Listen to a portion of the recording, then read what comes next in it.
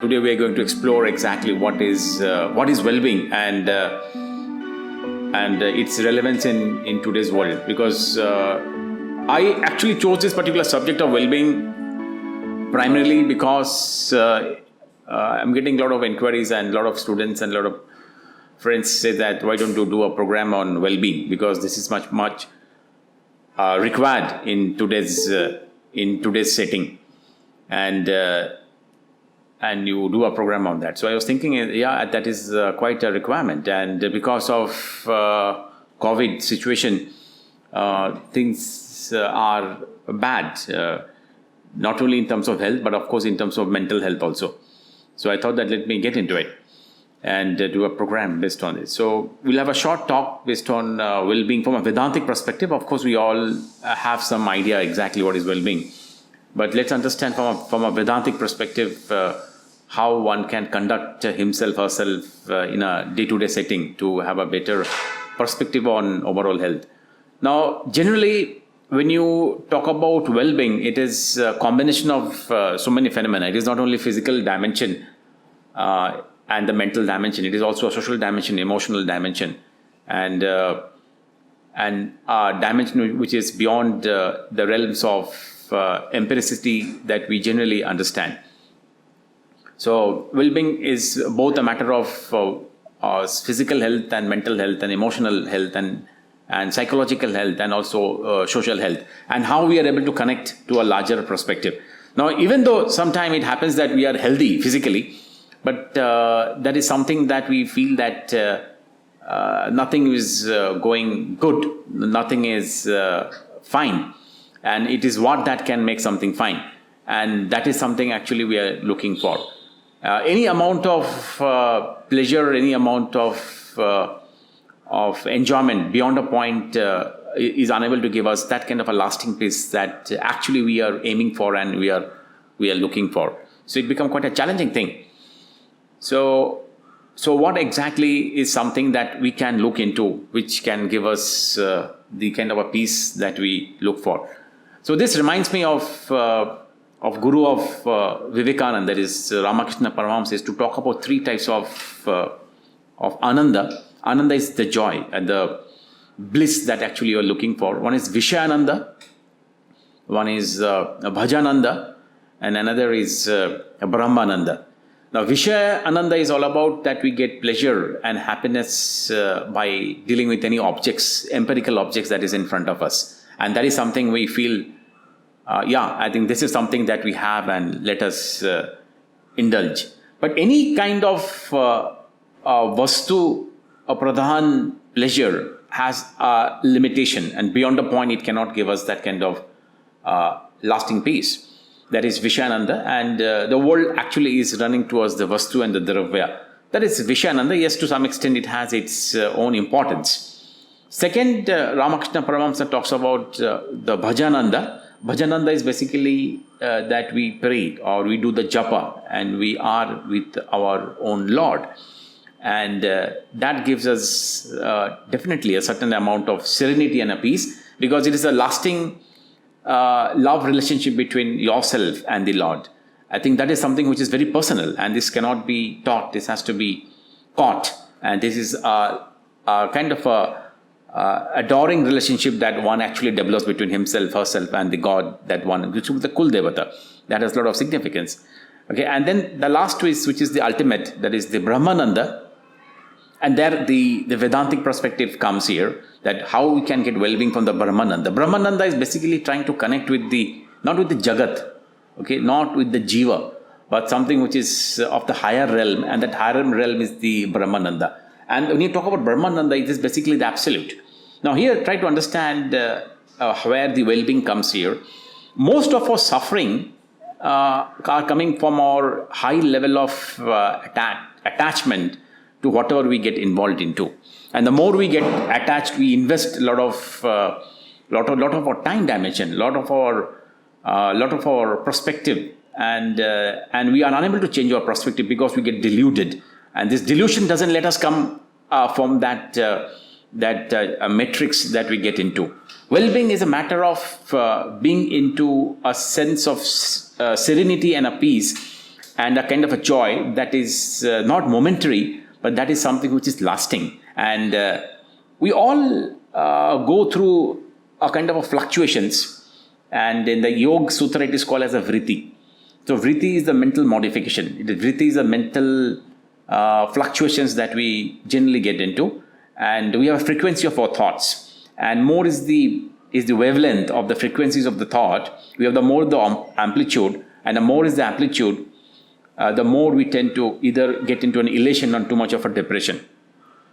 What is actually required for well-being is sthiti prajna that Bhagavad Gita talks about, but that is difficult to achieve because it requires a lot of training. Unfortunately, we as an individual, we do a lot of studies in our schools and colleges, but I think what is lacking to a large extent is that how do we cope up with stress? Because that is something which is very, very important in anybody's life, okay, in any profession. How do we cope up? Because it was Martin Heidegger, the German philosopher, who said that we are all thrown into this existence.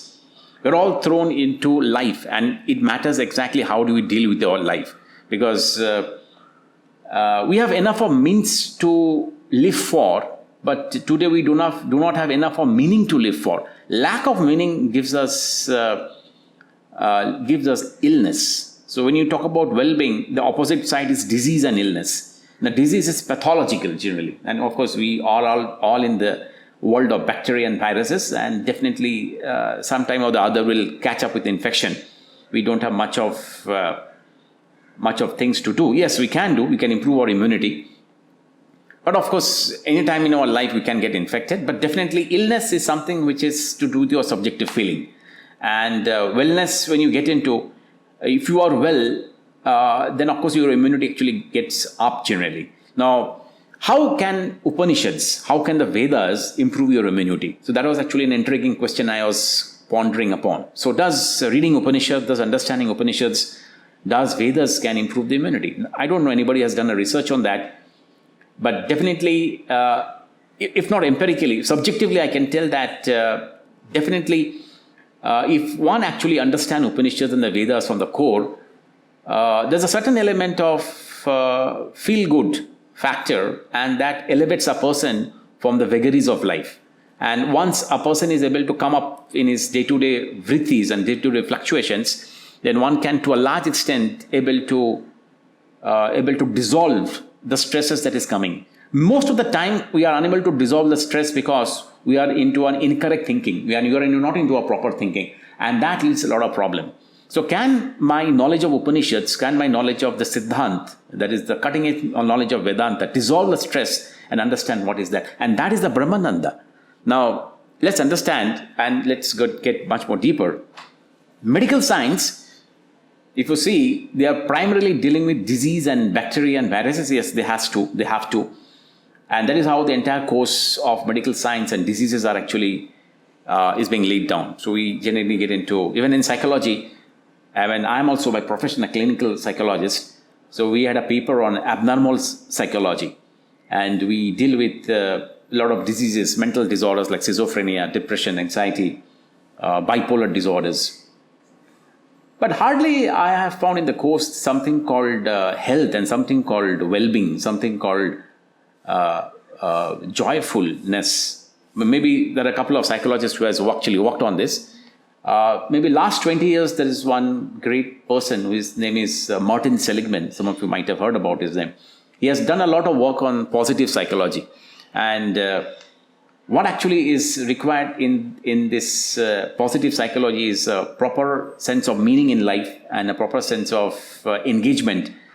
And if engagement and meaning is lacking, any amount of medication cannot help beyond a point. Now, it is like this, that generally we use our health to get wealth. Okay, we use our health to get the wealth, and later on in our life we use our wealth to return or to get back our health. Now that is a really hide and seek that we play. So what actually sometimes we are trying to put something before something, and we are unable to prioritize. Now value prioritization is a very, very important factor in terms of wealth. Now if there is no subjective well-being, if there is no value-based living, there cannot be any well-being. And I talk about in this value-based living, there are three C's of values in terms of well-being. One is choice, one is challenge, and another is congruence. So this is very, very important factor in creating a well-being. So choices are basically where you have an option to get into choice, what to do.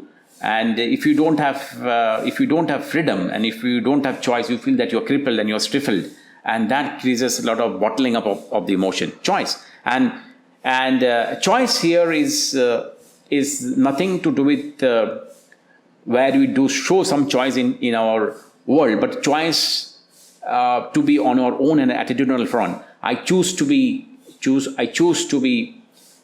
sick. Okay, I choose to be healthy.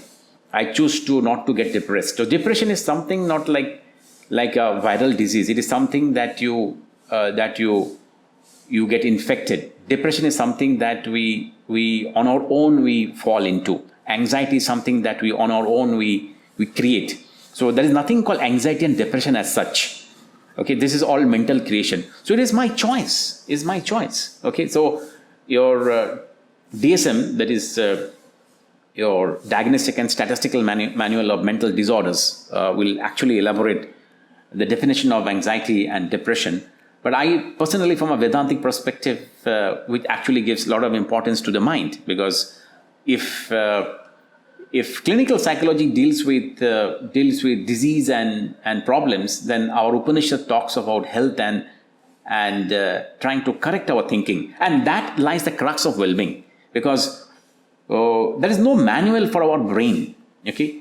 And everybody has their own journey to get into. And through our journey, we learn exactly what is correct and what is incorrect. That is called Vivek. And through our Vivek, we understand that, no, this is not so, this is so, actually. So when I choose not to take it and not to accept it, then it is my strength. But that is saying is easy, but in practice, it is difficult. It's not so difficult. So I have to develop a very strong mind. And that strong mind can come us from non-identification with the Sharira, with the Deha. So one side we have Deha, another is the Dehi.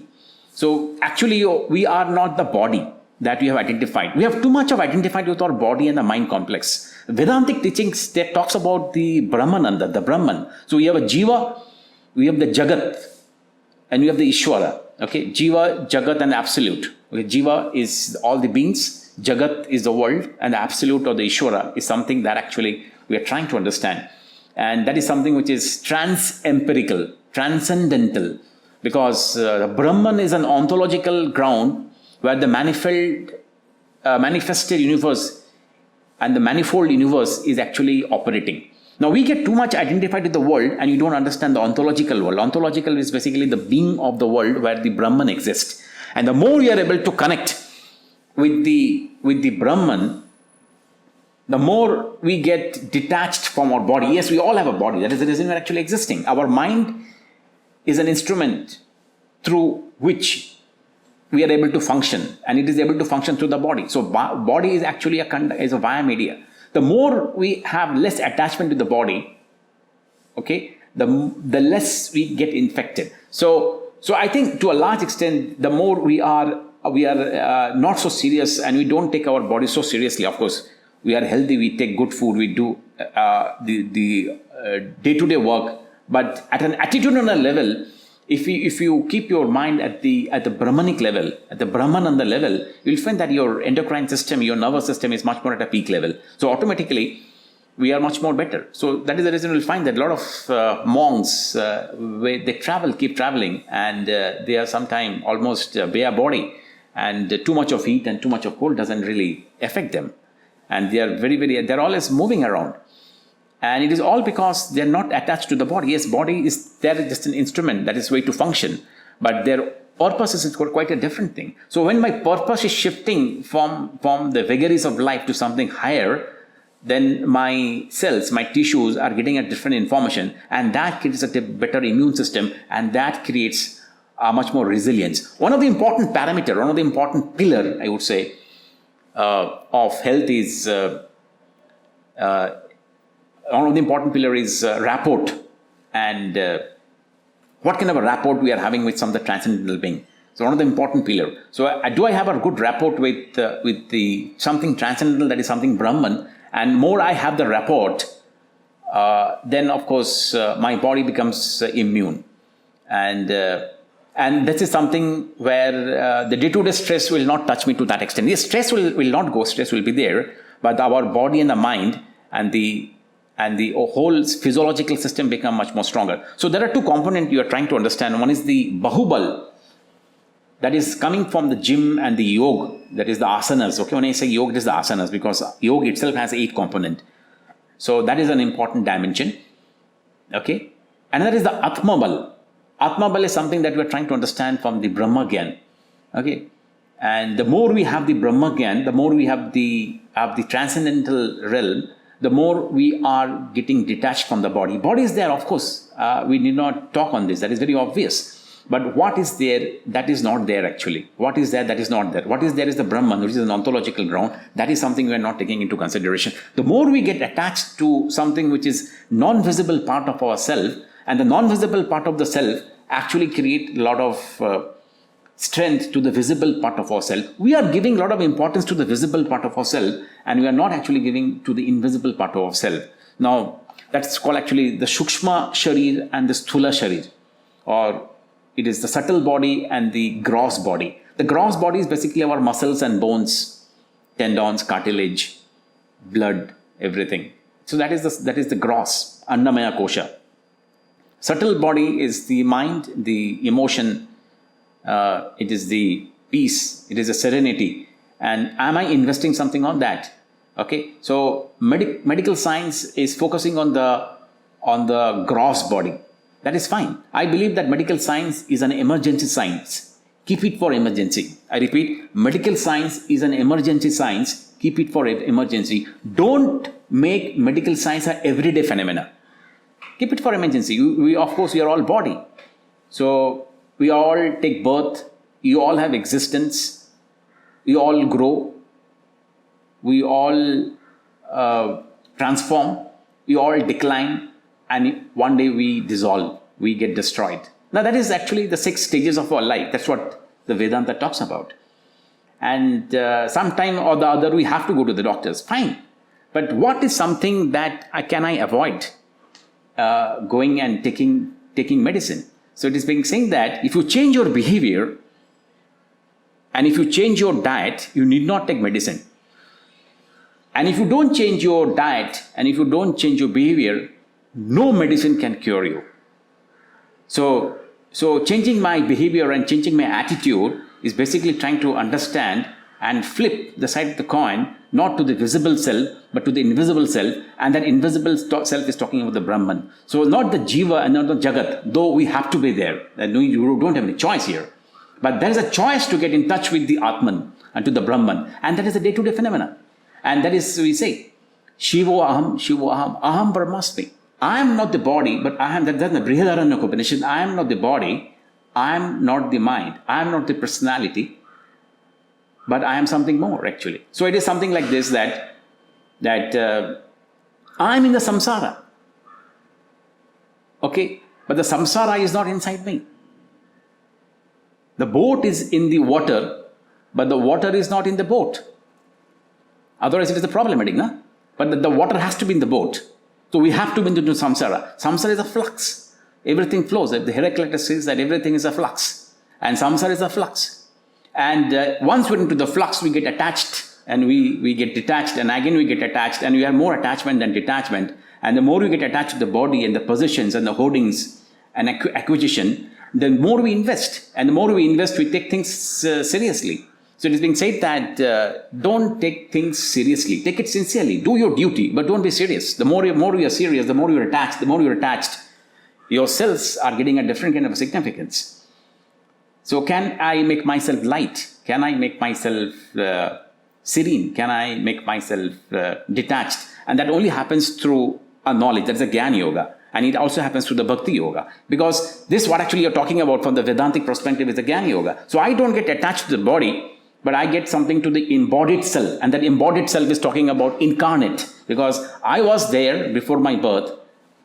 I am here now, and I'm going to also be there. Because I have an appointment to the infinity. So my domains are not with the finite world, but my domains are with the infinite world. And the more I work on the infinite world, the more I create happiness and lasting peace in my life.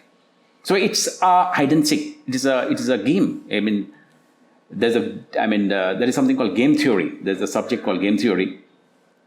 So, and game theory talks about maximizing the payoff. How do we maximize the payoff? Okay, there's a prisoner's dilemma, a very famous quoted case in the game theory. So here, question is, we are playing a game between one is Jiva and the Jagat and the Brahman. So we have to be into the world. At the same time, we cannot fall sick. Yes, we have to fall sick. That is the way of our biological system. But the question is, how frequently in your lifespan have you fallen sick? If you are not going to the doctor for last 5 years, that means you are much more attached to the Brahman and not to the physical self.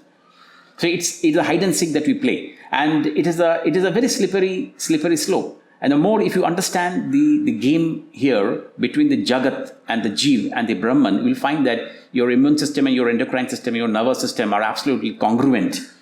Okay, so I talked about 3 C's. So choice we are talking about. It is a choice to fall sick and not to fall sick, because there is nothing called anxiety and depression. It is actually overloaded. It is sold so that there are medical companies and pharmaceutical companies can make money out of it. Because many companies, they are actually looking for a disease so that they can create a molecule and they can sell and they can have a product. It is all about marketing actually. I don't think that there is anything called anxiety and depression. It is all created. Okay, it is all created. That's my perspective. Because what actually we have is a low feeling, and that is being given as a nama and a rupa. Nama and a rupa is a depression and anxiety, and you have medication for that. So there is not, there is an infection, yeah, we understand. There's a virus, there's a bacteria. They are actually empirical.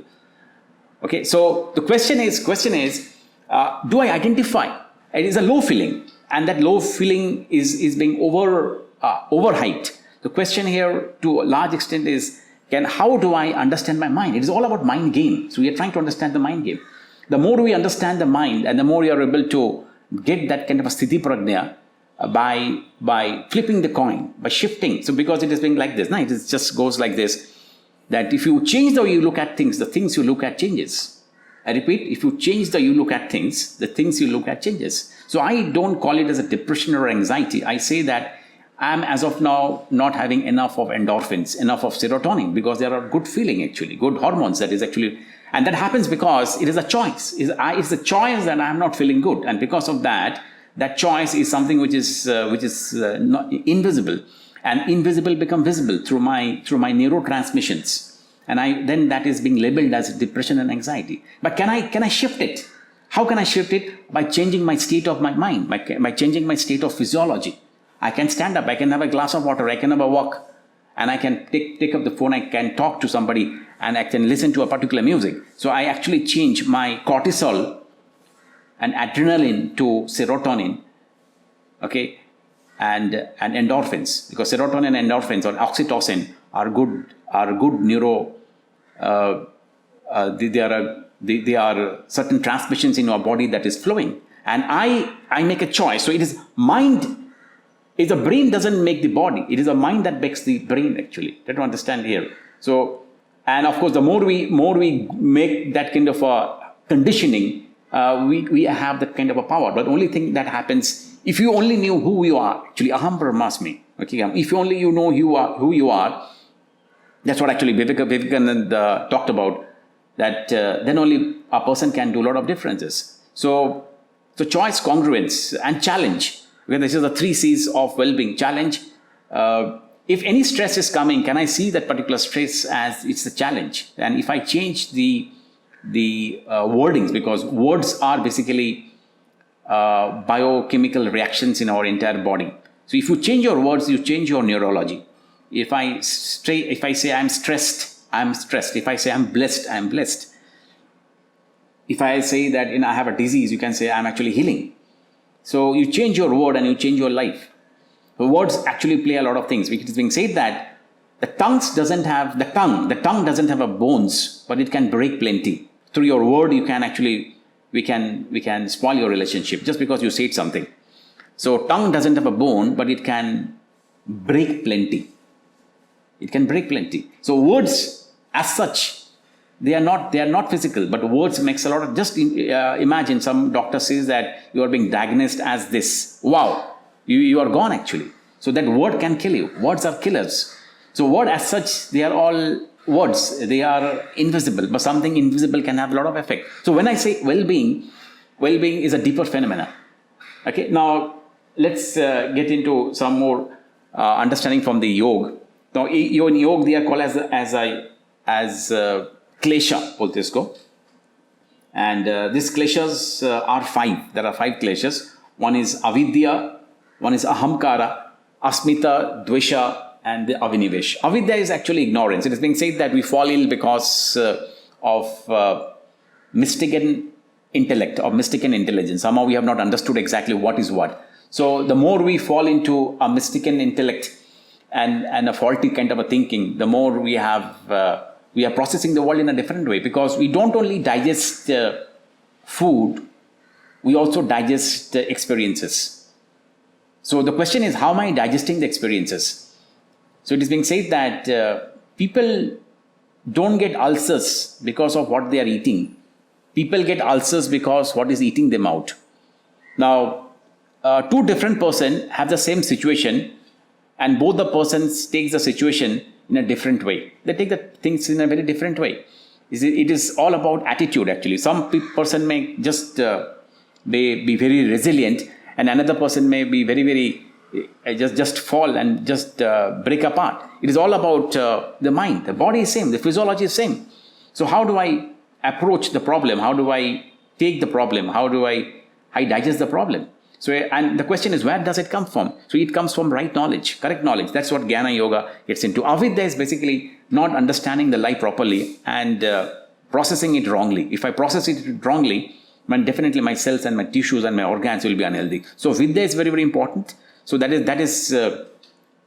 so here Vedanta says that the Jnana Yoga, that is the Vidya, is more important, and it gives us the right kind of a direction. Now Vivek here in the Vidya, we are talking about what is actually Nityam and what is Anityam. The more we are flipping the coin to the impermanence, and we know that we are all going to pass away, then a lot of things we get detached and we don't take things seriously. So that is the Vidya. But we are actually having the Avidya, because we take things as if things are going to stay with us, and we invest a lot of our attitudinal component there. Ahamkara is ego, because more we have ego, the more our immune system gets depressed. I have done it. Can we be broad and can we be generous? And if we are coming from a broad, generous mindset, then it helps. So I'll talk about the invoking mantra from Isha Upanishad. Okay, so it says that Purnamada, Purnamada Chayate, Purnashya, Purnamadaya, Purnava Ivishayate. Now this is very profound. What does it mean? It means that from the abundance, you take the abundance and the abundance remains. So this is full and that is full. This fullness has come from that fullness. So even if you take this fullness from that fullness always remains. Now that is an abundance mentality. Now if somebody is operating from this abundance mentality, there's a huge vistas of infinite mind that actually operates. And we know that there is no scarcity. Most of the problem happens because we think that there's a scarcity. Arey nahi hai, mere liye nahi hai. And kam hai actually. But most of the time, if you actually operate from the abundance mentality, you will find that there is prachur, kafi hai, bahut hai, zyada hai.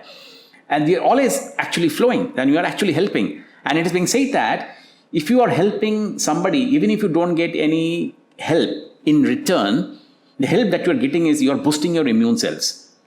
Okay, you are boosting your immunity. So just do something just as a help for somebody, you'll find that you will be well-being actually. So take up a job that you love, take up a job that you like. Okay, and sometimes help without any kind of a feeling that I should get something in return. See the health benefit. Even if you say that if you see somebody helping, that itself actually boosts your immunity. So helping itself is a great booster. You know, आप देखेंगे, if you are a very service oriented guy and if you do services unconditionally, अपना मन पे जो भी waste है, जो भी कचरा है, वो सब निकल जाता है. So it is good to serve people unconditionally. And it has a lot of spiritual benefit. It has a lot of upliftment in ourselves. Okay, it actually tremendously benefits. Only thing is that one has to have a patience to get the understanding of its benefits. So these are some of the different dimension how I see well-being from the Vedantic perspective in terms of flipping the coin from the empirical domain to the transcendental domain.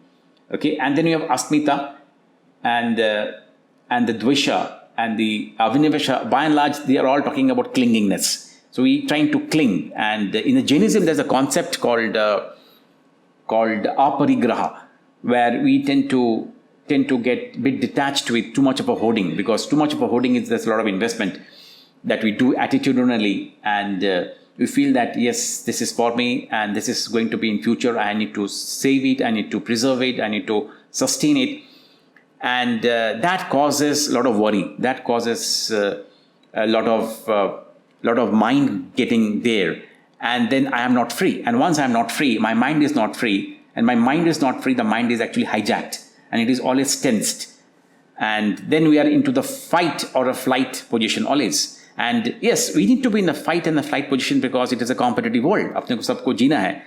And if you go to the olden time, we are all hunters and gatherers. Had we not run and had we not gathered, we wouldn't have survived and come to this particular stage. But that was a different civilization you're talking about. But today also we are also hunting and gathering too much. But that is a different hunting and gathering compared to what happened in the almost 5,000, 6,000, 10,000 years back. So there is a different period we have gone through. But still, actually, this attitudinal component, fight and flight is good. But if you're always 24 hours, even in your dream, you're into the fight and the flight position, then we are actually secreting more of adrenaline and cortisol. And that is causing a lot of health problem. So can I be free? Can I take life much more lightly? Can I slow down? Now you may be worried, or rather maybe very, very perplexing. What is Sumit talking about? That to slow down.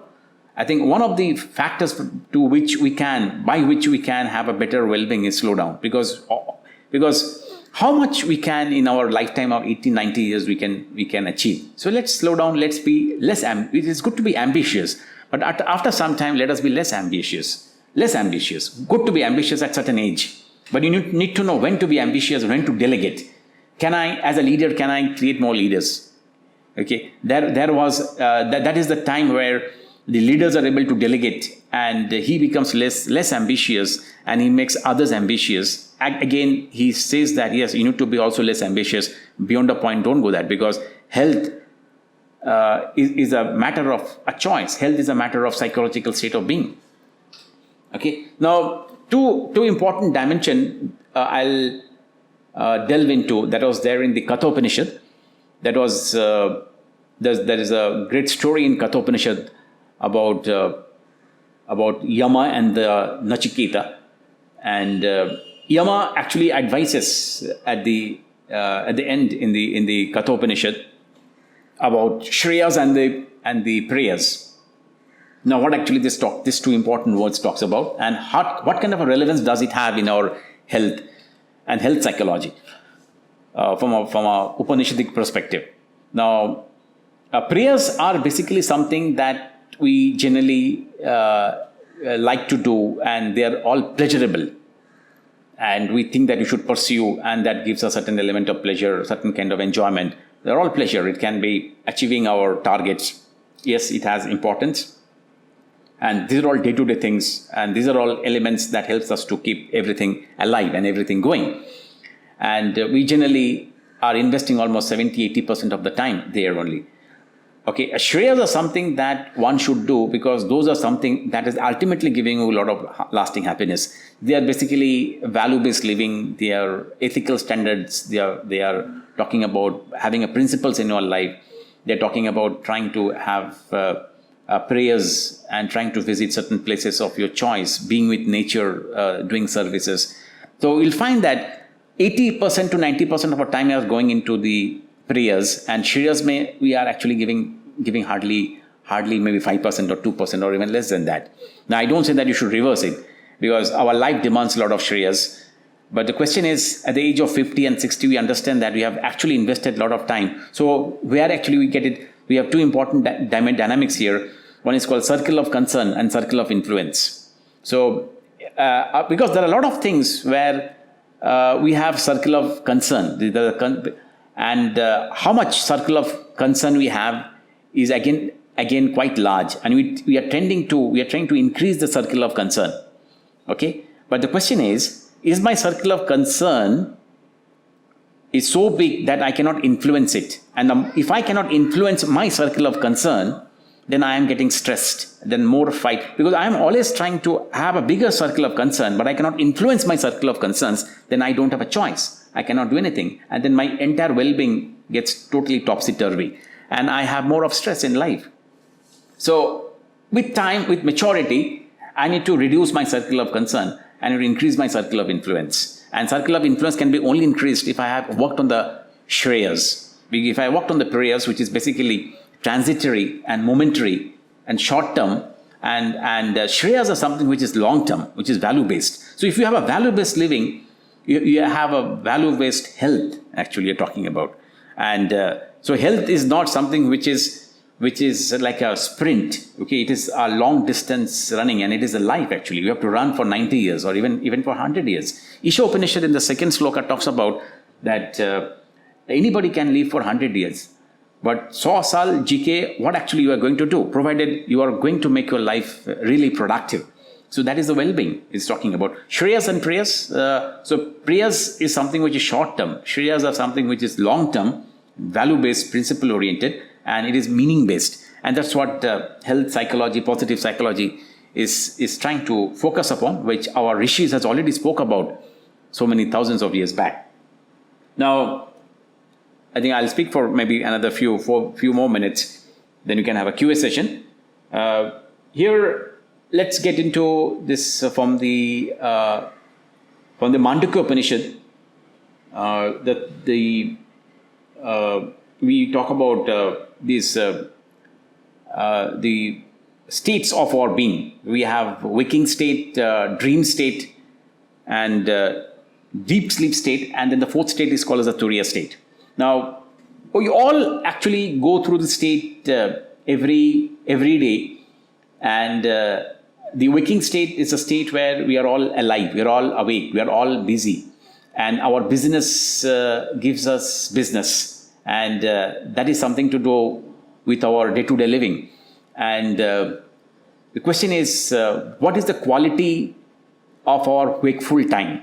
Quality of wake. We are awake for 8 hours, 10 hours, 12 hours, depending upon your personal lifetime. So what is the quality of our wakeful state? And what kind of thoughts am I thinking? Because when you are awake, we are conscious. And when you are conscious, you have a choice. And when you have a choice, you have a lot of congruence. And if there is no congruence, our wakeful state can be very, very bad. And that actually makes us to fall ill. We are wakeful state. So when I say wakeful state, it is something like Sakshi we can develop. And Sajakta. Okay, Sakshi is like a witnessing approach. So during our wakeful state, am I conscious? Am I conscious when I am wakeful, or am I into an automata? So when I'm into an automata, then I am into a kind of a mechanical way of doing something. And generally we fall ill because we are running like a machine, because actually we are organic body. So we need to be, during our wakeful state, we need to have developed that kind of a Sakshi bhav. Okay, wakeful state. Now, of course, when we get into the dream state, we all go through a dream state, and the dream state is a state where we are sleeping and we have lots of dreams. But generally, when you get up in the morning, we hardly remember the dreams. But sometimes dreams gives us a lot of clues that actually what we are going through. Sometimes dreams helps us to cure ourselves. If you can, a lot of unresolved conflict gets into our dream, and then we get into a deep sleep. Deep sleep is a sleep where we don't have any kind of dreams also. And if you are able to develop that deep sleep, that means a restful sleep, that actually heals ourselves like anything. So more we enter the deep sleep, and that happens when we are mentally, we generally take bath every day, even twice or thrice a bath every day. My question is, do you take a mental bath? And once you don't have anything on your mind, your mind is very restful, and then your sleep that you get, there is a restful sleep that you get, there is very sound sleep we get. And if we have even for 4 or 5 hours of very sound sleep, that has a lot of a curing effect in our entire mind and body, because sleep is a very, very important dimension of our well-being. And anybody who is not getting at least 6 to 7 hours of sleep, it is very, very dangerous. So the question is, how do you actually achieve that kind of a restful sleep? Not sleep, okay, restful sleep we are talking about. I mean, you just get to your bed around, say, 9 o'clock or 10 o'clock, and you don't get in between, and you feel afresh. So that is a restful sleep we are talking about. Turiya is actually luminosity. That is something which takes a certain element of consciousness to achieve that particular state, and even that particular state is something which one can develop through silence, and by practicing silence and by being observant. And the more we observe and we let go a lot of mental vrittis and fluctuations, a time comes that we are able to observe the Jyotishman, the self-luminous thing, and that requires practicing silence. So I think one way of developing a good well-being is practicing silence for hours, not doing anything, and that has a lot of tremendous effect on our immunity and our health. So this is something where we try to understand health from a Vedantic perspective. What actually we discussed. Maybe last few words, I'll talk about consciousness and health, how our mind has effect on our health. There's a subject that is now getting developed, is called psychoneuroimmunology, how our mind is connected to the nerves and how our nerves are connected to the immune system, and all this thing in totality gives us actually good amount of health. Now, there's a lot of research again going on into the field of consciousness. We don't know exactly what is consciousness. It is being said that it is a ground of all being, and it is all pervasive, and it is everywhere. And the question is, how do we get in touch with that? Because as of now, we all know is brain and neurons and neurotransmissions and hormones we know, and we have medicine and it is all chemical based health. Okay, so I am talking about consciousness based health, where we are trying to reduce the medicine intake and visiting to the doctor, and one can be a self healer. And the more we go into the state of understanding your own consciousness, your chetana, the more we have a well-being. So let's understand how it actually happens. So we call Ghatakasha and Mahakasha. Okay, Chittakasha and the Chidakasha. So these are the technical terms, but let's understand how it works. So let's just talk about, say, sunlight. Sunlight is a light. Okay, it is coming from the sun. There is an universal light. Now that sunlight can fall on a pond, it can fall on a jar, or it can fall on a dirty water. But the sunlight gets unaffected. So this is a very, very listen this very, very attentively. This will make a lot of difference in your life. Okay, sunlight is light. It is universal. Okay, coming from sun. It can fall on anything, but sunlight doesn't get affected by it. Whether it is falling on dirty water or on clean water or on holy water, light is light. Okay, so consciousness is also something like light. Okay, we don't know exactly what is light. Okay, photons, packets, quantum energy. Of course, a lot of physics has done a lot of research. Still, a lot of research is going on, but still we don't know. So similarly, consciousness is something like that. So we get unaffected. Light gets unaffected. The sunlight doesn't say, "Arey, ye balti mein galat pani hai, ye ganda pani hai. So I am now very, very irritated." No, it may fall on pond. So light is light actually. So one is Ghatakasha. Ghatakasha means जो घट है, pot का अंदर एक space है. So that is called Ghatakasha. Okay. Mahakasha is if you break the pot, there's no difference. Okay, there's no difference between the Mahakasha and the Ghatakasha, because Ghatakasha become part of the Mahakasha. But the moment you make a boundary, okay, that is the Deha. Okay, Deha make the body, and we get too identified with the body.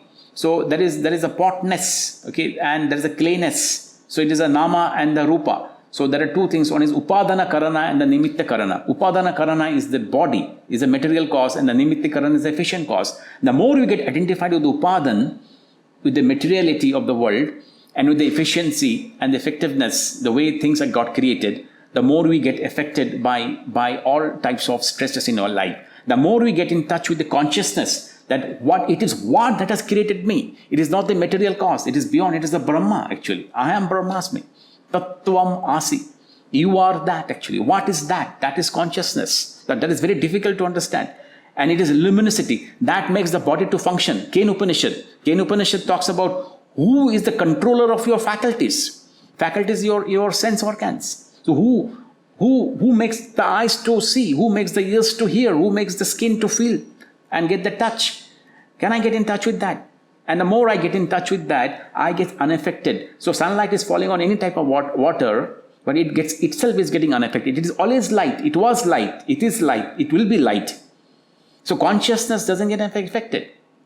So it reminds me of one of the great saying of Rumi, Jalaluddin Rumi. It says that I died as a mineral to become a plant.